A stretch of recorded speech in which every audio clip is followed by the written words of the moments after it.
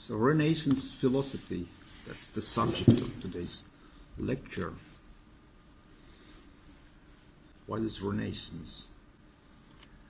In a wider sense, Renaissance concerns European history from the early 14th to the early 17th century. And this chronological term is closely related to the development of culture and art. I'd like to cite Christopher. That's a quote from his book Renaissance, Thought and Its Sources. By the Renaissance, I understand the period of Western history which extends approximately from 1300 to 1600, without any presupposition as to the characteristics or merits of that period or of those periods preceding and following it. So that's a wider sense of Renaissance. It's a period in the history of Europe, specifically in the history of European culture. A narrow sense of the term Renaissance was formulated by the Swiss art historian Jacob Burckhardt.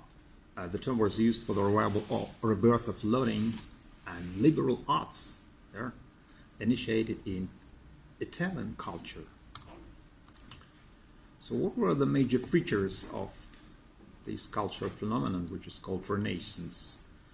The period of Renaissance is called the Age of Adventure, represented by voyagers of exploration and the discovery of new lands. And Renaissance witnessed the religious reformation initiated by Martin Luther and John Calvin. And this reformation was conducted under the slogan of the purification of faith, the search for the authentic faith. At the same time, these trends formed the basis for the further development of rationalist ideologies and pragmatic approaches that motivated another type of mentality associated with the development of bourgeois society. Renaissance, anyway, is admired because of the huge progress of science and technology and the theories that shaped the fundamental vision of the structure of physical reality had been developed during this Renaissance period. Specifically, Copernican heliocentric theory was established, was taken as the basis for the development of a new type of cosmology, and developments in science and technology provided material for philosophical reflection. The period of Renaissance was notable for its achievements in classical learning, in liberal arts, in literature, and the intensive development in these arts were the results of the humanist movement. Renaissance humanism was a cultural movement centered in rhetoric, literature, and history. And the Renaissance scholars and thinkers, they coined the term Studia Humanitatis, literally the studies of humanity. Humanists understood Studia Humanitatis as comprising at least 5 subjects: grammar, rhetoric, poetry, history, and moral philosophy. These disciplines were based mainly on the Greek and Latin classics. A humanist was an expert in Studia Humanitatis, namely. Humanists sought to make philosophy more literary in presentation, more amenable to rhetorical concerns, and they recovered and translated lots of classical ancient texts written by authoritative ancient philosophers and authors that translated those original texts into Latin.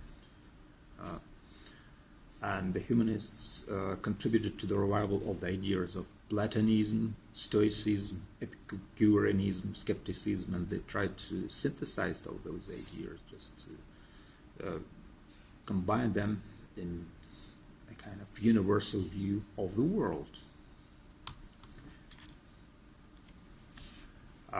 The humanist movement was really influential in Italy. It was stimulated by the discovery of large amounts of previously unknown literature from ancient Greece and Rome, and of course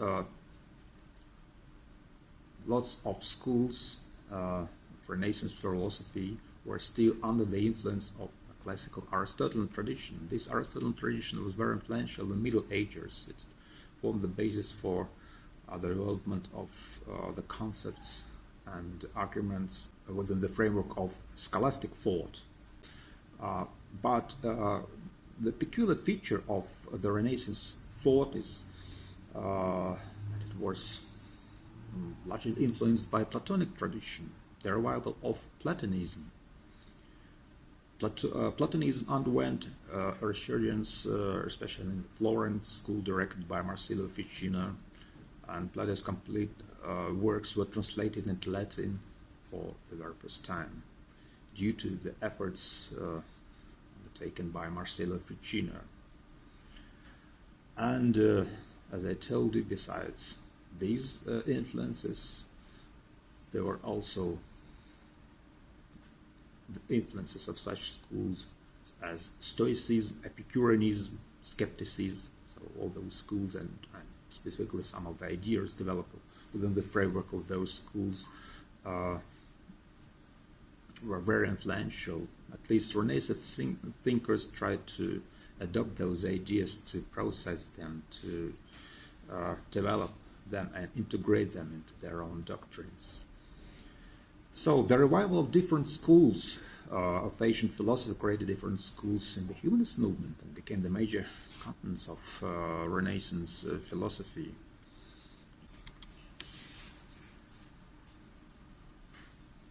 The major Renaissance thinkers include Francis Petrarch, who expressed his preference for Plato, a very influential poet, and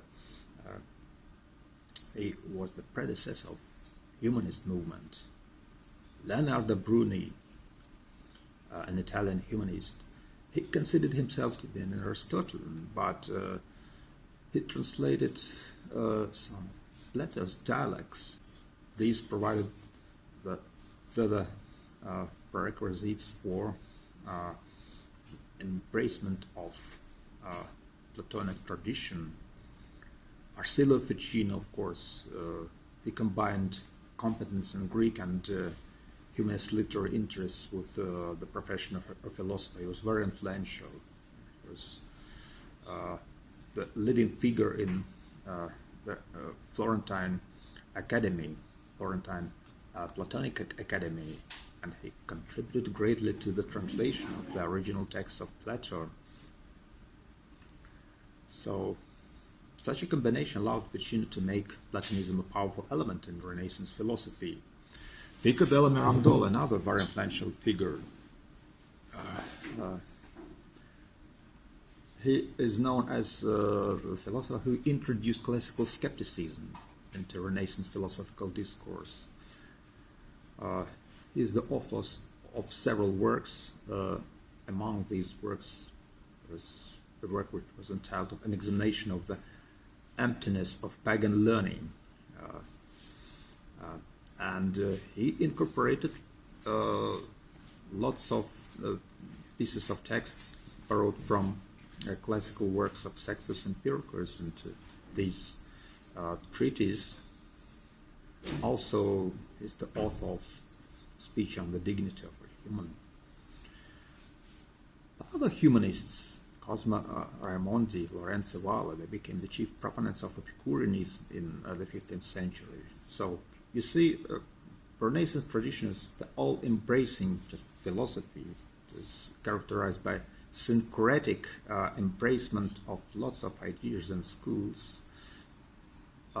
Nevertheless, the humanists challenged medieval Aristotelians by offering new Latin translations of Aristotle that in some respects amounted to fresh interpretations.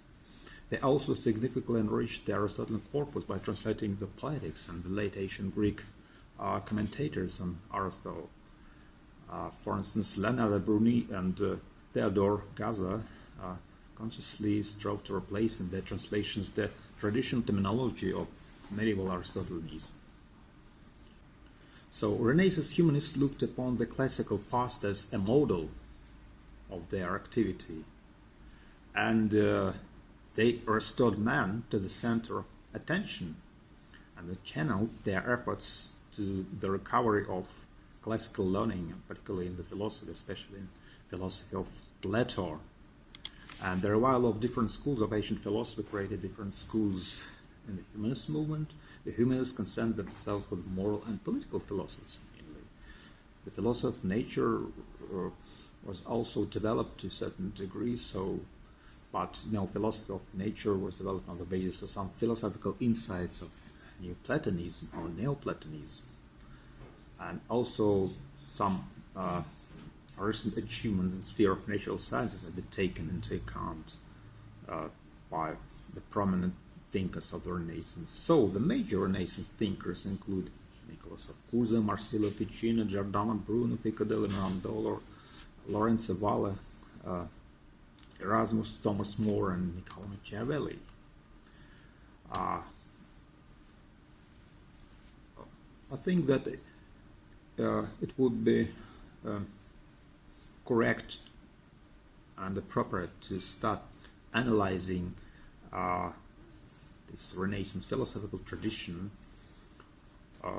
with explicating the major ideas developed by Nicholas of Cusa or Nicholas Cusanus, because Nicholas Cusanus developed a set of theories that stood in between old medieval tradition and a new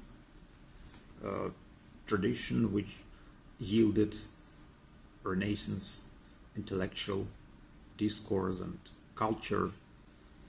Nicholas of Cusa was one of the prominent thinkers of the Renaissance age. He was a German philosopher, an important Renaissance Platonists, Neoplatonists exerted essential influence on the works of Nicholas of Cusa. Nicholas was also influenced by lots of medieval thinkers, such as Albert the Great, Thomas Aquinas, of course, or Bonaventure, who was the influential representative of a mystical tradition. Meister Eckhart and Americus de Campo.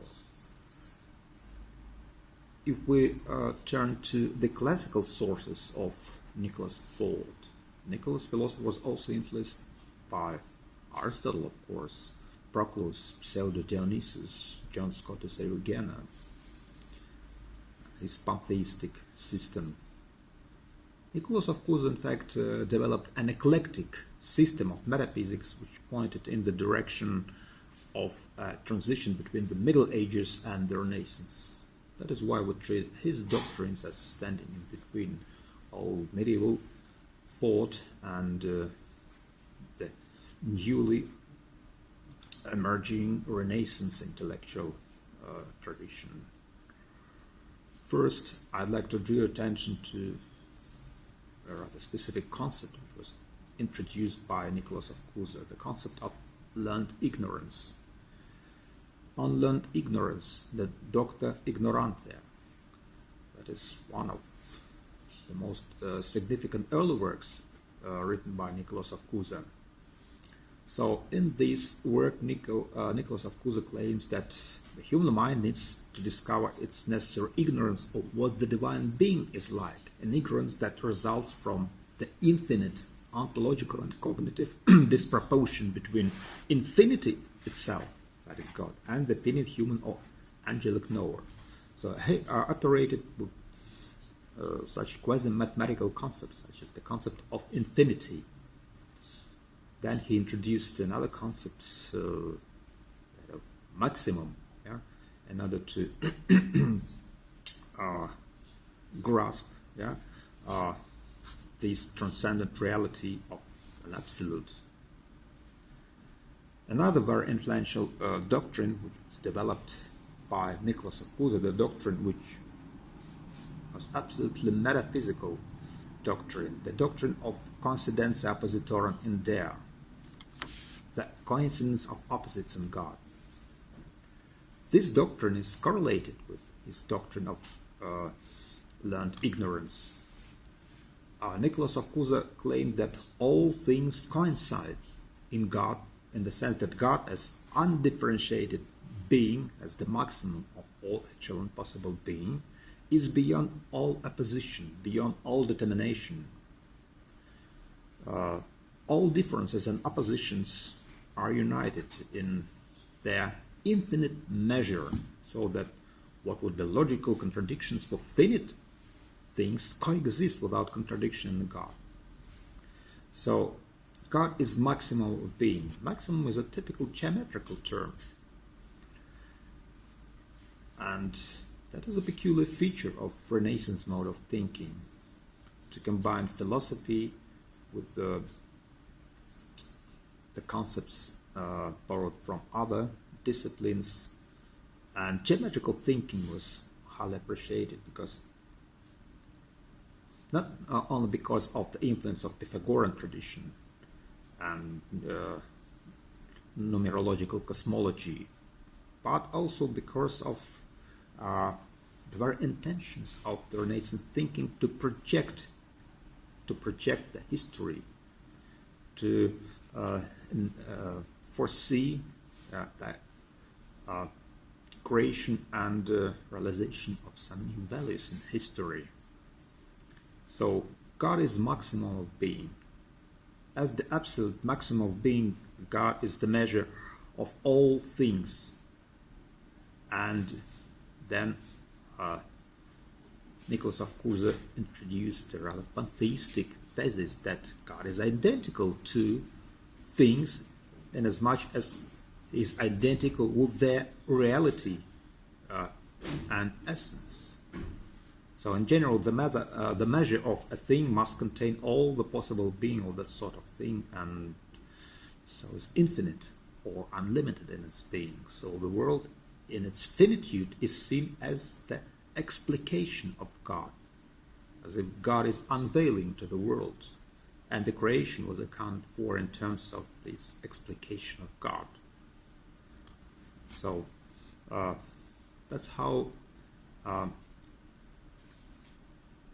Neoplatonic idea of the emanation of the One influenced Nicholas of Cusa's thought. So let's turn to some of the other aspects of Nicholas' ontology. Nicholas' ontology can be interpreted along two very different lines. First, according to one line of interpretation, Nicholas regards finite objects as having no respective positive essence of their own. Well, God himself is the self-identical essence of each finite thing. So accordingly, the relative identity of each thing is said to consist only in the difference from all other finite things, all such differences being accidental, all relations between these things being internal relations. Let's consider an alternative interpretation. So the other line of interpretation of Nicholas' ontology is more generally accepted by the historians of philosophy. Some created things are substances, and these do have positive essences of their own, and in accordance with their respective essences, finite things differ essentially from one another. And God is the essence of these things, in that He is the essence of the respective essences of these things, even as His being itself, which sustains in existence whatever is a being, ends. So there's a set of very subtle distinctions, and developing this conceptual framework, Nicholas of Cusa followed the best intellectual traditions of the medieval scholastic thought, of course, though the content was a rather new one. So this distinction between being and beings, Nicholas draws from Meister Eckhart, a medieval proponent of mysticism. Nicholas of Cusa attacked Aristotelians for their unwillingness to give up the principle of non-contradiction. That is the basic principle of formal logic. Cousin's position drew on mathematical models, as we have seen. He argued, for instance, that an infinite straight line tangent to a circle is the measure of the curved circumference, since a circle of infinite diameter containing all the being possible in a circle would coincide with the tangent. So these are geometrical models which he used to demonstrate the idea of the coincidence of opposites in this infinite perspective. What about his cosmology? Nicholas, of course, was a dialectically minded person. So this mode of thinking, the dialectical mode of thinking, determined his approach to cosmological problems. So Nicholas, of course, denies that the universe is finite, and also denies that it is infinite. Sometimes he asserts that the universe is both finite and infinite. It is not finite in that it is not physically limited by anything outside its dimensions. On the other hand, it is finite in that it has a definite measure known to God alone. So the universe is finite but unbounded. That's how can we just interpret his idea. Nicholas terms it privately infinite, in contradistinction to God, who is negatively infinite, since he's not even conceivably limited. So because there is no perfect precision in the world, the universe's circumference is not perfectly spherical, nor is the Earth a perfect sphere. Neither the universe nor the Earth has an exact physical center, and thus the Earth is not the fixed center of the universe. And likewise, the Earth appears to us to be at the center of the universe, and we infer that the fixed stars are at the outer circumference. So, however, these stars also have inhabitants. He claimed inhabitants who will judge themselves to be at the center, and Earth to be on the periphery. So, Nicholas' cosmology claims deviate in important respects from those of Aristotle and Ptolemy, and he influenced also the system of Giordano Bruno. What about his epistemological views? Epistemology is the discipline which studies the conditions and the limitations of human knowledge. Let's consider Nicholas' work, The Vision of God. In this work, entitled The Vision of God, Nicholas states that there cannot be in the intellect anything which is such that it wasn't first in the senses. That means that Nicholas of Cursa tends to reject the notion of innate concepts. But he wrote another work, The Layman on the Mind. And in this work, he allows that the mind, through construction, can make concepts of things whose forms are not found in nature. So he insisted on this creative potential of our intellect. Moreover, the mind has an innate power of judgment by which to weigh the strength of rational considerations, and for which it is familiar a priori with basic moral principles. He's maybe one of the first philosophers in Europe who argued for the significance of the a priori elements in our cognitive structure. Although human beings cannot know the exact validity or essence of any given thing, they do nevertheless perceive the things themselves through the medium of sensory images and conceptual forms. And Nicholas of Cursa emphasizes sensory and conceptual perspectivity, the role of reason as synthesizer of lots of materials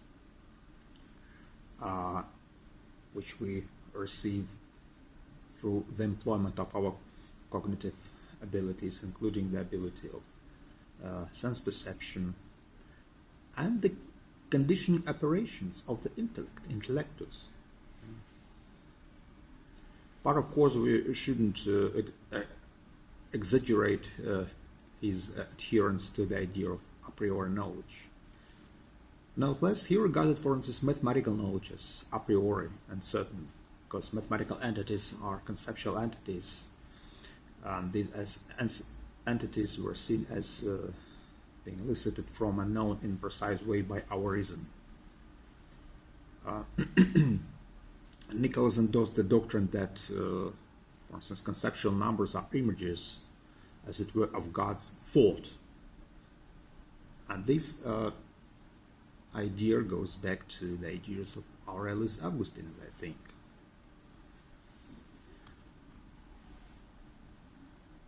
And once again, we have to take into account that Nicholas of Cusa was committed to a form of Platonic skepticism. He introduced and developed the idea of learned ignorance, docta ignorante, as I told you. And this idea had strong epistemological implications, because among the epistemological implications of this idea are as follows: that our knowledge is never of reality, the infinite measure of things that is their essence, but only of finite images of reality corresponding to the finite copies with which we must deal. And these images are constructed by our own minds and don't represent an immediate grasp of any reality. The highest form is found in mathematics. And in relation to the infinite real, these images and the contracted realities, they enable us to know have only an infinitesimal reality. Our knowledge is only a mass of conjectures, assertions that are true insofar as they capture some part of the truth, but never the whole truth, the infinite measure as it really is in itself. Now let's turn to another very influential figure in the history of Renaissance philosophy, Marsilio Ficino. Marsilio Ficino was an Italian Neoplatonic philosopher, and Ficino played a leading role in the cultural life of Florence. He was ordained as a priest in 1473, and Ficino hoped to draw people to Christianity by means of Platonism. The works of Plato first became accessible to the Latin-speaking West through Ficino's efforts, which he took in order to translate and to comment on the works of Plato. So the impact of Plato's work was considerably affected by Ficino's other interests, because Ficino accepted Neoplatonic interpretations of Plato, including those of Plotinus, who he translated. And Plotinus was one of the leading figures of the Neoplatonic school, and he saw Plato as the hero of Hermes Trismegistus, a mythical Egyptian sage, and he supposed that Hermes Trismegistus was the author of the Hermetic Corpus, and Ficino translated the Hermetic Corpus early in his career. So there was a mixture of influences, a mixture of intellectual traditions, where rational and mystical elements merged and were mixed in these syncretic systems of Renaissance thinkers. And Marsilio Ficino is a typical exemplar of this intellectual tradition. Ficino embraced the notion of Prisca Theologia, an ancient wisdom that encapsulated philosophic and religious truth. The truth which was handed on to Plato and was later validated by the Christian revelation. So Ficino believed that the texts going under the names of Hermes Trismegistus and Orpheus, as well as the Chaldean oracles, were theological writings of extreme antiquity. belonging roughly to the time of Moses, and they represented a tradition of Gentile theology parallel to the Hebrew Old Testament that culminated in the writings of Plato. And like the Old Testament, they were inspired by obscure writings whose full meanings only became clear with the advent of Jesus Christ. So the writings of the ancient theologians had prepared the Gentiles for Christianity as the Old Testament writings had prepared the Jews. This idea goes back to Clement of Alexandria, one of the first fathers of church, in fact. So in Christian times, the writings of the pagan philosophers and theologians in the Platonic tradition retained value for a variety of reasons, as we know. They provided a model of the kind of pia philosophia, or doctor religio, combining religious belief and philosophical wisdom, and Ficino wished to revive philosophical wisdom in his own time. So, if Platonism could be successfully reconciled with Christian faith, the credibility of Christian faith would be much enhanced among people educated by humanists, whom ancient authority was paramount. Yeah? And Platonism can also act as an introductory credo, preparing the philosophical minded for the higher truths of Christianity, as it had in the case of Origen and Augustine. So, classical philosophy served as the preamble of faith. It could serve as an apologetic weapon against skeptical intellectuals. So, Ficino's interpretation of the historical role of Platonism integrated the greatest of ancient philosophers into the Christian tradition and strengthened the humanist hope that Christendom could renew itself from ancient sources without alienating itself wholly from pagan culture. So that's why we evaluate these Renaissance cultures being open to every influence, as being syncretic culture.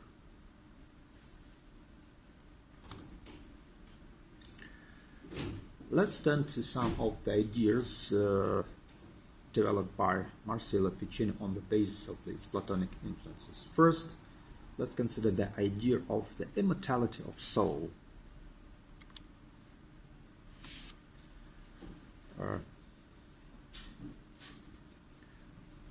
This idea was developed in one of the books written by Marsilio Ficino. It was entitled Platonic Theology on the Immortality of Soul. And Ficino believed in immortality of soul, but Ficino, like orthodox Catholic thinkers such as Thomas Aquinas, held that those who denied personal immortality were undermining the traditional belief in rewards and punishment in the afterlife. And in his argument to the 10th book of Plato's Laws, Ficino went so far as to say that the immortality of the soul was the main foundation of religion. So these are the anthropological foundations of religion. Immortality was central to Ficino's work because of its close connection with contemplative experience, because for Ficino, the experience of God may be attained in contemplation. He appreciated contemplative activity. It constitutes the highest human act of consciousness, contemplation, and it therefore both defines the essence of humanity and establishes the end of human existence. So both the contemplative experience of God in this life is partial and transitory. So the soul must be capable of some form of separate incorporeal existence, in which its natural appetite for the knowledge and enjoyment of God may be fulfilled. And these are clear Platonic influences of Ficino's thought. Just recall Plato and his doctrine of the recollection. The soul tends to recollect all those ideal forms which it used to see, to consider, to contemplate, all while existing somewhere out there in the world of ideal forms apart from material body. This is at best an argument for the soul's survival after death and not necessary for eternal existence, nevertheless. Ficino also employs the argument from self-motion found in Plato's dialogue Phaedrus. The soul is the source of motion of body, and it animates body, it coordinates all the functions of body, and the soul also is the source of motion of itself, and that which is the source of its own motion should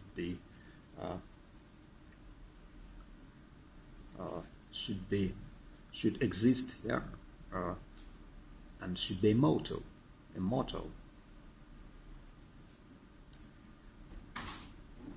Another very interesting idea developed by Marcello Ficino under the influence of New Platonism or Neoplatonism, the idea of metaphysical hierarchy.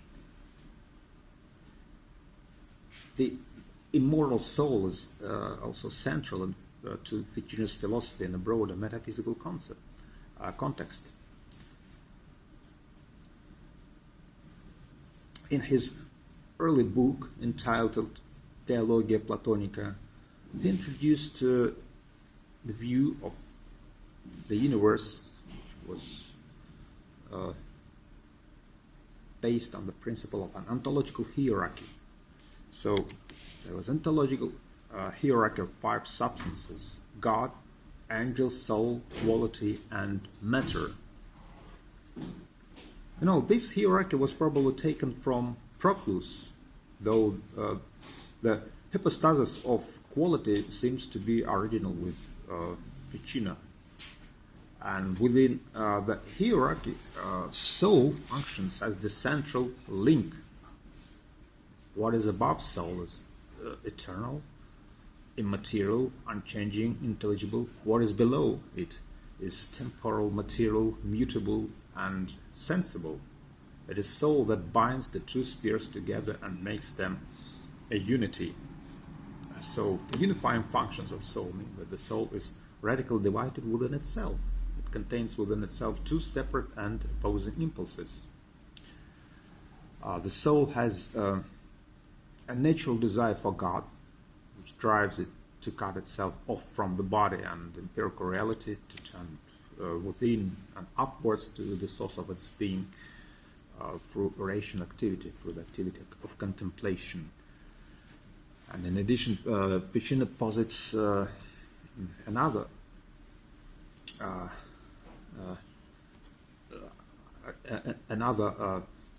layer of reality, which leads to the soul, which leads the soul to care for lower things, such as the body, for which it has a natural affection. So there's an intermediary level of reality. And to these 2 natural tendencies or affections, they correspond the highest parts of the soul, the reasoning and noetic powers, and the lower parts of the soul, such as sensation and vegetation, which are responsible for its empirical activity.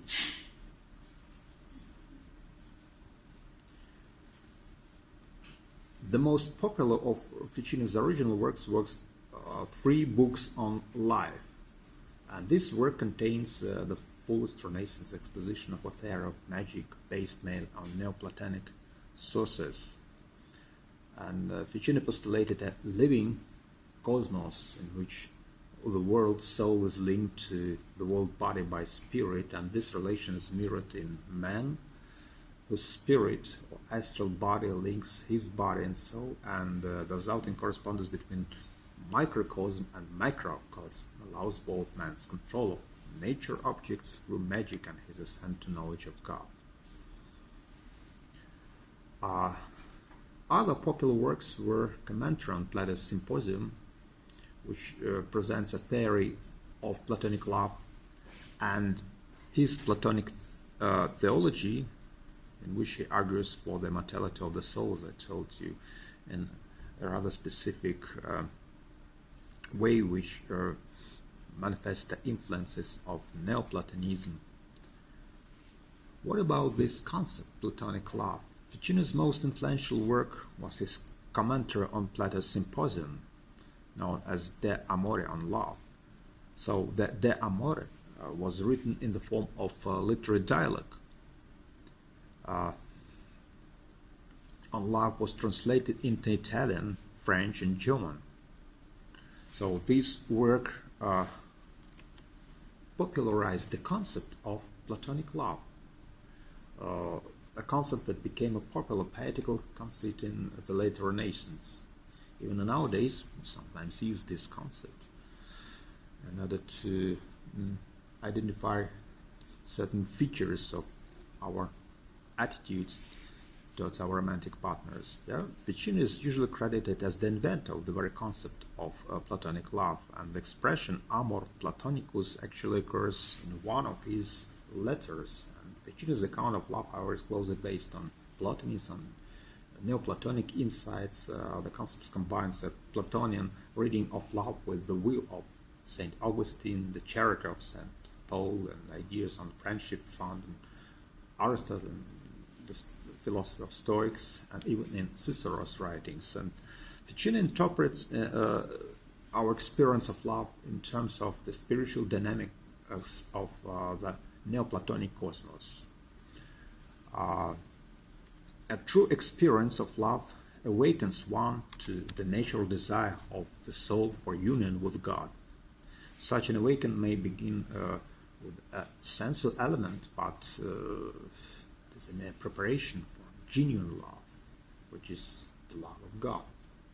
So the instantations of beauty or goodness that kindle mutual desire between human beings are to be understood as reflections of the divine beauty and goodness. And what we love in others rightly belongs to God. To give love to another without at the same time giving love to God is nothing but robbery.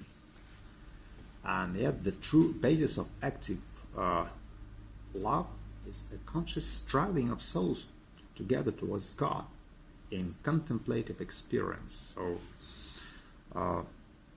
it is the active search for truth in the philosophical life which is the true basis of love, and it forms a genuine union between lovers. Real divine life is thus independent of any rough sexual relationships of the lovers, and it can exist between members of the same or opposite genders. Okay, Nicholas of Cursor and Marsilio Ficino influenced Giordano Bruno. The views of Giordano Bruno formed under the influence of those great thinkers.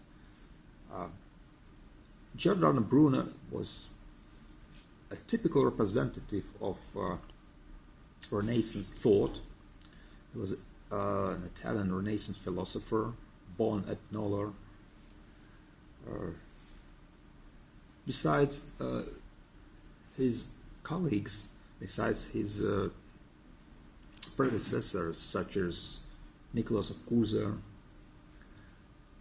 Bruno was influenced by the writings of some medieval thinkers and even ancient thinkers.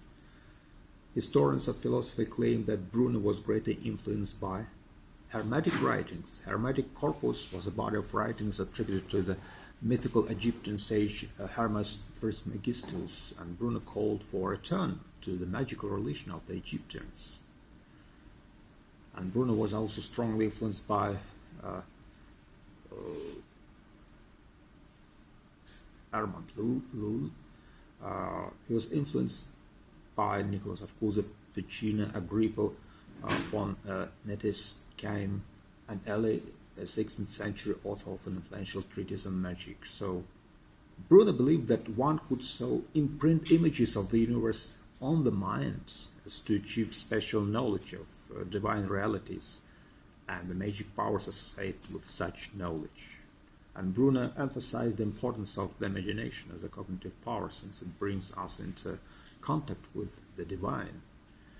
And Bruno also held that human ideas are mere shadows of divine ideas, and that God is transcendent and hence incomprehensible. Bruno's best-known works are the Italian dialogues. He wrote those works while staying in England. Among these works, the most influential were as follows: the Ash Wednesday Supper, On Course, Principle and Unity, the Expulsion of the Triumphant Beast, and On the Infinite Universe and Worlds. So these work written by Giordano Bruno on infinite universe and worlds was of great importance, because it is in this work that he introduced the idea of a multiplicity of worlds inhabited by human-like creatures.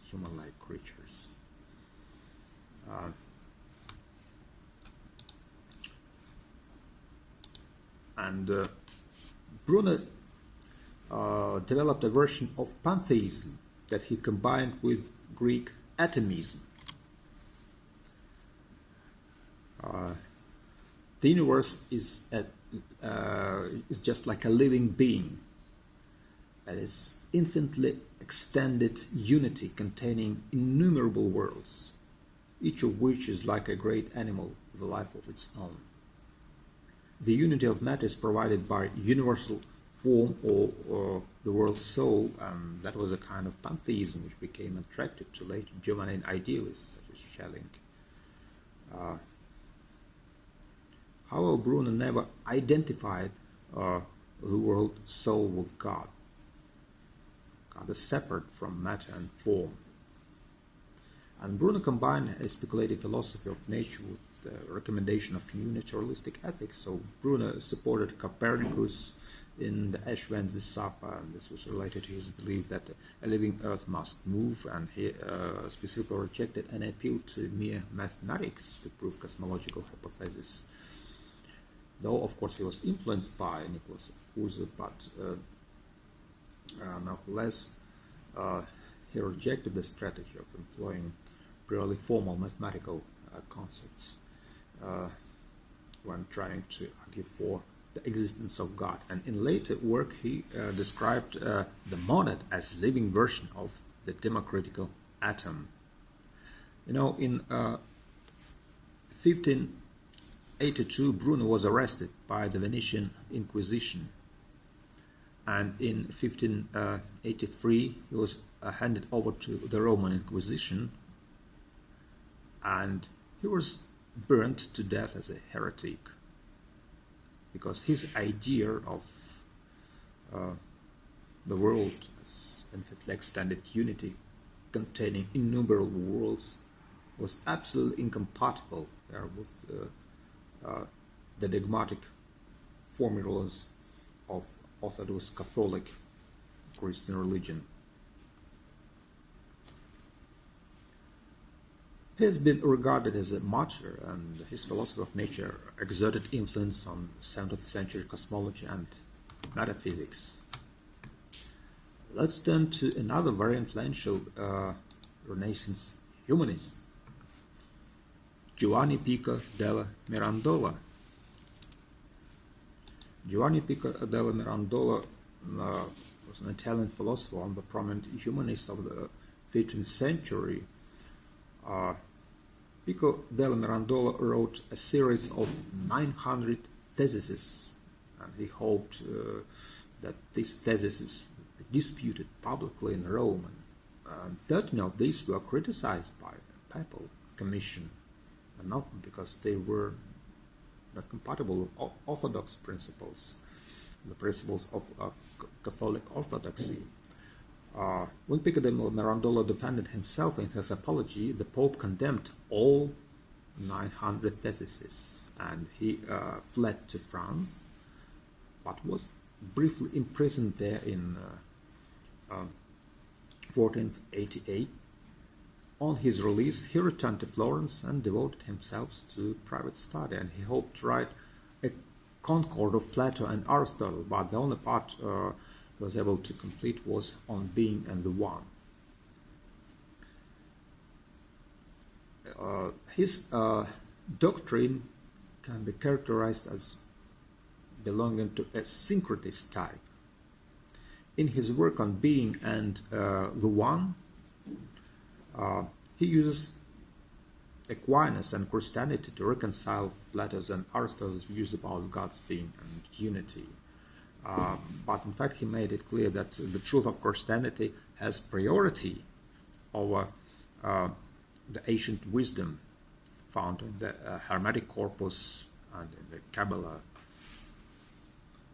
It's a tradition to refer to these ancient sources, such as Hermetic corpus and Kabbalistic teachings. Pico del Mirandola was interested in magic and astrology, but in his work, Taplus, published in 1489, he adopts a guarded attitude towards astrology and towards magic. Heptaplus contains a mystical interpretation of Genesis, and in his disputations against astrology, he rejects them both. So he demonstrated the ability to reconsider our own views critically. Because philosophy is often qualified as a kind of celebration of man's freedom and dignity. Plato's most famous work is his speech on the dignity of man. This is sort of oration intended as an introduction to the disputation of his 900 theses. And Pico's view in this work is that man is set apart from the rest of creation and is completely free to form his own nature. On the one hand, in his work entitled Heptaplus, Pico saw man as a microcosm containing elements of the angelic, celestial, and elemental worlds. Man is thus firmly within the hierarchy of nature and is bound, and it is just copula mundi, a link between the worlds. And in the oration, the emphasis was laid on freedom, and this emphasis was a moral one. Man is free to choose between good and evil, and man is also free to choose his own existential strategy. We can also treat Pico de Mirandola as the predecessor of existentialism, because the idea that human existence is prior to its essence, that there is no any pre-established essence that would impose natural limitations on the creative capacities of human being. That was the original idea developed by Pico de Mirandola and articulated in this oration on the dignity of man. Another very influential thinker of the Renaissance philosophy was Niccolo Machiavelli. Niccolo Machiavelli, the Italian political theorist, commonly considered the most influential political thinker of the Renaissance. He was born in Florence, and he was educated in the civic humanist tradition. From 1498 to 1512, he was secretary to the second Chancellor of the Republic of Florence. Had responsibilities for foreign affairs and the revival of the domestic civic militia. And his duties involved numerous diplomatic missions both in and outside Italy. And with the fall of the Republic in 1512, he was dismissed by the returning Medici regime, and then he lived in enforced retirement for several years, and he relieved himself by writing and occasional appointment to minor posts. So Machiavelli's writings fall into two genetically connected categories: chancery writings, reports, memoranda, diplomatic writings, and formal books, the chief among them The Prince, The Discourses, The Art of War, Florentine Histories, and the cosmic drama Mandragola. Machiavelli developed a new vision of politics. Politics is an autonomous activity leading to the creation of free and powerful states. And this vision derives its norms from what humans do rather than from what they ought to do.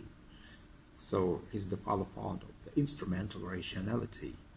As a result, the problem of evil arises as a central issue, and the political actor reserves the right to enter into evil when necessitated, if it can be justified in terms of instrumental rationality. So classical, medieval, and civic humanist political philosophers require that politics must be practiced within the bounds of virtue. This, according to the views of Plato and Aristotle, and this requirement is met by redefining the meaning of virtue itself. And Machiavelli put forward the idea of virtue as the ability to achieve effective truth. And this, he believed that this truth, effective truth, could be achieved regardless of moral, philosophical, and theological restraints. Machiavelli recognizes two limits on virtue. Fortuna, understood as either chance or as goddess symbolizing the alleged causal powers of the heavenly bodies, and the agent's own temperament, bodily humors, and the quality of the times, morals. So he also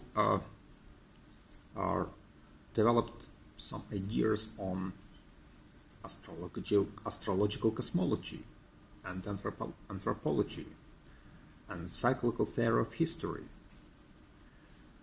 For instance, history is seen as the conjoint product of human activity and the alleged activity of the heavens, understood as the general course of all human motions in the sublunar world. So there is no room here for the sovereignty of the god, nor the ruling mind, no providence. Kingdoms, republics, and religions follow a naturalistic pattern of birth, growth, and decline. But depending on the outcome of the struggle between virtue and fortuna, there is the possibility of political renewal, political reforms. And Machiavelli saw himself as the philosopher of political renewal. And historically, Machiavelli's philosophy came to be identified with Machiavellianism. Yeah? But Machiavellianism is the doctrine that the reason of state recognizes no moral superior, and that in its pursuit everything is permitted. That was quite typical, for this age. The ideas of instrumental rationality were adopted and developed, and that was in correlation with the development of a new type of society, a capitalist society, for instance. Although Machiavelli himself doesn't use the phrase reason of state, his principles have been and continue to be invoked in its defense. Some more thinkers which were very influential in this period, thinkers who developed a rather interesting set of ideas on the structure of society, on the ideal structure of society. So among the Renaissance philosophers, there were several thinkers who contributed to the development of the utopian thought, utopian social thought. Thomas More, for instance. Thomas More was an English humanist, statesman. He was martyr and saint. By profession, he was a lawyer. He ended royal service. In 1570 and became Lord Chancellor in 1529.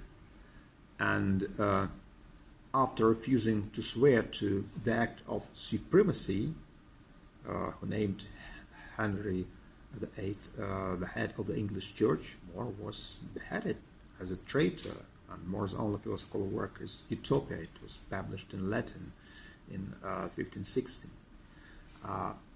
More was inspired in part by Plato's Republic, Plato's views on the structure of the ideal state. Utopia takes the form of a dialogue led by a Socratic wise man, Raphael, and in this work More describes the imaginary island of Utopia. The utopian communal system is designed to teach virtue and reward it with happiness. And the work covers a wide variety of subjects, including government, education, punishment, religion, family life, and even euthanasia. And Utopia contrasts European social institutions with their counterparts. First, utopian society is characterized by the communal ownership of property. So all property in Utopia was owned by the community, and all production, except agriculture, was located in the household. Trades were assigned on the basis of aptitude and choice, and the household was the locus of all production. All houses were maintained publicly without locks. Utopians treasured leisure, not for the sake of idleness, but to spend their time on hobbies and the pursuit of various avenues of self-improvement. Utopians don't perform some tasks such as pasturing animals, for which they have slaves, and marriage was for love, not by arrangement, for instance. The politics of Utopia. The politics of Utopia were based on a combination of English parliamentary government and Platonic republicanism. Political issues were never spoken of outside of chambers, and no legislation could be discussed on the day it was introduced. There were factions and negotiation prevented. So Utopia had an elected parliament with a prince elected for life. And the parliament's function was to allocate goods and labor to the individual towns, as well as to set foreign policy and create new colonies.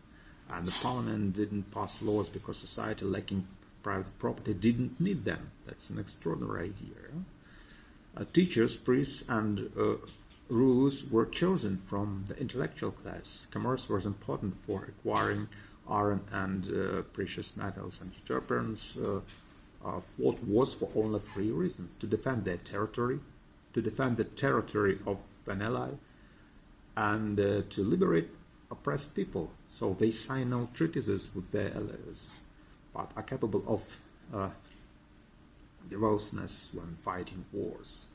And everyone, including women, is trained for combat in case Utopia must be defended. And Utopian culture. Utopian culture combined the best of the ancient and Christian traditions. Utopians are non-sectarian monotheists who practice religious toleration. Utopian moral theories, eudaimonism or eudaimonic, happiness-oriented. It was informed by a high hedonism, much as in the Greek tradition of Epicurus. Pleasures don't include gambling, fine clothing, excessive intake of food and alcohol and the like. So first they took care, it was assumed that people should take care of their mental state. The highest pleasures are those that center on the contemplation of a high truth and the realization of a life well lived. So Thomas More was one of the influential utopian thinkers. So Renaissance in general was marked by movement away from religion and medieval scholasticism towards humanism, and a new sense of critical inquiry was introduced by Renaissance thinkers and informed the basis for the insights that became paramount at the age of reason. The age of reason, this is a new period in the history of European philosophy and intellectual tradition associated with the development of science and technology, the development of philosophical method, the search for the certain foundations of knowledge, and also the explication of the fundamental metaphysical ideas in a more systematic way. The most influential figures of this age of reason were René Descartes, Francis Bacon, John Locke, George Berkeley, Gottfried Leibniz, Benedictus Spinoza, David Hume. So these thinkers were distributed between two camps. The first camp was that of rationalists. The second camp was that of empiricists.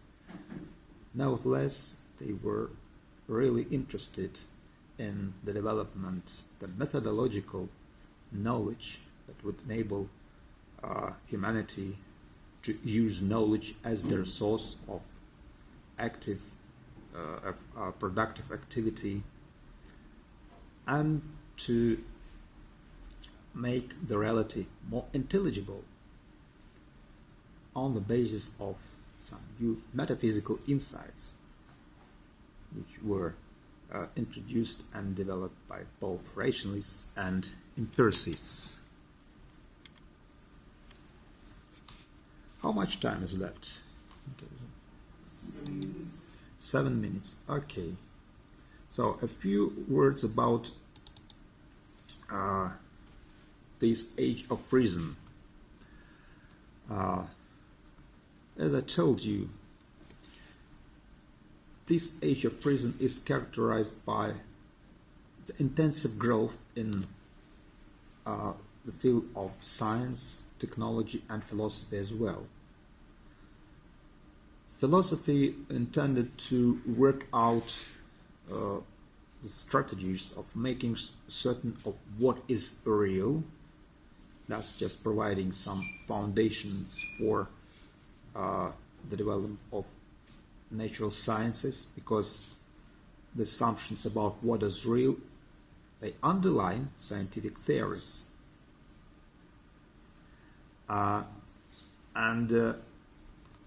Besides that, philosophy in this age of reason intended to provide scientists with efficient tools, methodological instruments that could be used efficiently for the development of knowledge, for the productive research activities. And these two trends were in correlation. If we're talking about rationalism or empiricism, we of course make certain implicit distinctions between the views of the representatives of those two alternative camps on the sources of knowledge, on the methods of inquiry, and on the structure of reality as well.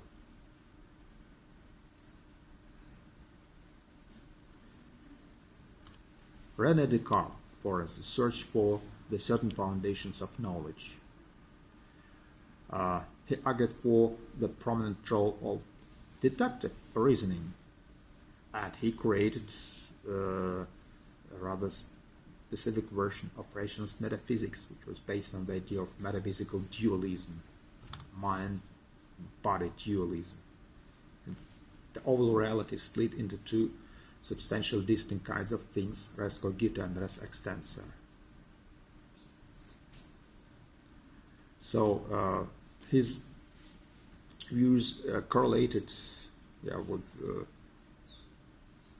the views developed by some of his predecessors.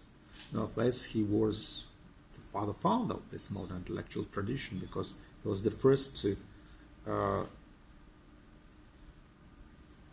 introduced the idea of cogito, of absolutely of this absolute self-awareness, the mind which is distinct to itself, the mind which has privileged access to its own contents.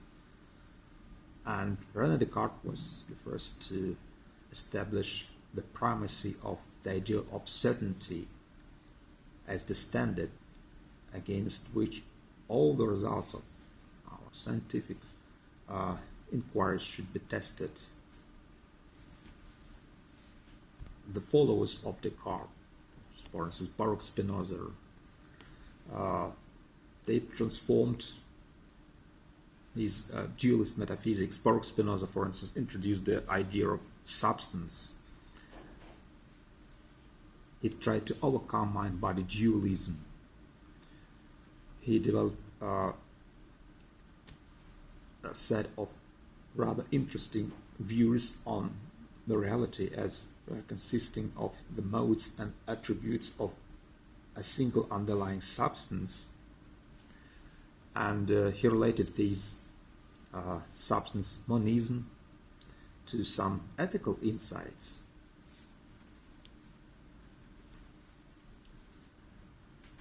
The intellectual love of God is what motivates human beings, that is, the knowledge of the ultimate cause of everything, which is substance, enables us to improve our life, to sustain our life, and to become enlightened.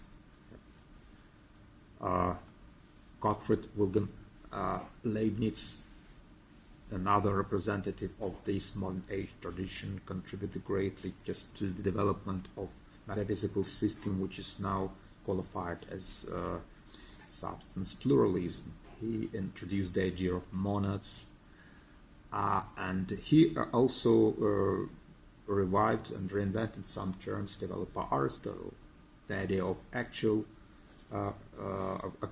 and potentiality, and he's the founder of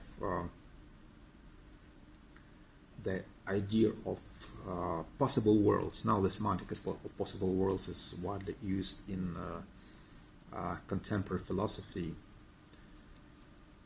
It is a modality, the modality of our ways of thinking of things. But besides that, of course, there was a real intensive development of empirical insights. I mean, modern philosophy was also concentrated in the field of empiricism, which was an opposite view sustained by such thinkers as Francis Bacon, John Locke, or George Berkeley and David Hume. Francis Bacon stands in between the Renaissance tradition and modern philosophy, and he is the author of the work The New Organon. So he developed a new method in opposition to the old-fashioned organon, Aristotle method of deductive reasoning, which was widely used by scholastic thinkers. He was the first who proclaimed that knowledge is human power, and he was also the first who contributed greatly to the development of the method of induction. Science was seen as a kind of dynamic, cooperative, cumulative enterprise. John Locke was another English philosopher of the age of reason.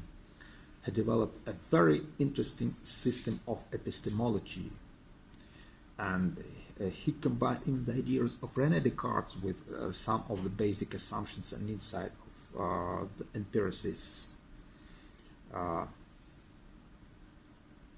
He claimed that knowledge is direct awareness of some fact, and belief, by contrast, consists of taking some proposition to be true, and he also provided us with a rather interesting definition of knowledge. Knowledge is the perception of the relation between ideas, and the ideas are acquired through the mechanisms of sense perception and reflection. So all ideas acquired by these two kinds of experience. Anyway, ideas are entities which originate out of experience. Sensations are the impressions, reflection is the mind's experience.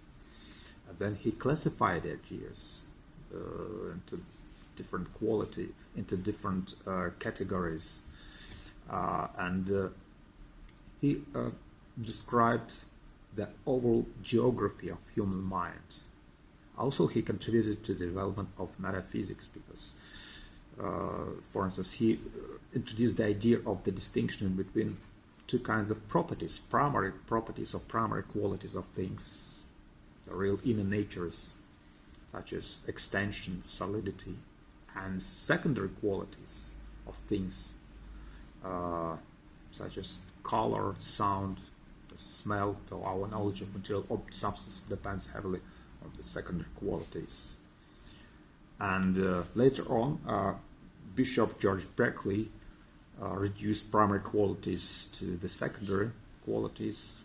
He claimed that primary qualities such as extension are subjective as well as secondary qualities, and this led him to the subjective idealism, to the claim that things as we perceive them, they simply collections of what is perceived, some perceptible qualities, and there is no need to posit something objectively real, some material substance which underlies the unity of those perceived qualities as perceived to be is to be perceived. That's an external thesis developed by George Berkeley. And of course David Hume, well, that was another figure, the most influential figure among the British empiricists. On the one hand, Hume was a typical empiricist, and he continued developing the basic ideas of empiricists. He claimed that anyway our knowledge is acquired through experience. The sources of our knowledge are distributed anyway between two classes, the relations of ideas and matters of fact. And David Hume also introduced some skeptical insights. He articulated the idea of induction.